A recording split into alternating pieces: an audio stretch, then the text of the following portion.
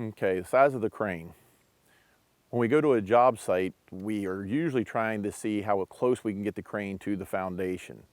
Uh, that's a big part of determining the size, because the farther you go away, the bigger the crane you're going to need to lift the home to the foundation. So we're trying, proximity is everything. We're trying to get the crane typically perpendicular to the middle of the foundation, and then we're trying to get the modules as close as we can to the side of the crane. Most cranes, on average, the outriggers are 27 feet wide. That means with pads, you're going to be about 30 feet wide. So at 30 feet wide, you need about 2 feet of space to get the house beside of it, or the house module. Off of the foundation, you're going to typically want to be about 3 feet away from the backfill line. So that way you have stability. We don't want any collapse with the crane when it's at the job site.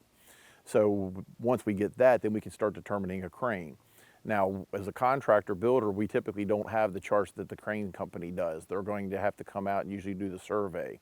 But as a typical rule of thumb, if you get a perfect site, depending on the size of module, in size of module, we typically calculate at 45 pounds per square foot. We can usually get a 35,000 pound house module on a site, or on a foundation with a 70-ton crane. Sometimes as we get farther away, we get bigger house modules. We can't exactly place the crane where we want it to be. Now you're starting to increase your crane size. You might be at a 90-ton crane, 110-ton. As you increase size of crane, you're increasing price of crane. Once you start increasing size of crane, you're also increasing the number of support vehicles that it's going to need. Therefore, you have more cost. Don't just think about the cost when the crane shows up. It's the overtime cost, because the more vehicles you have, the more support vehicles you have, you increase the overall costs of the crane for when you start going past a single day set.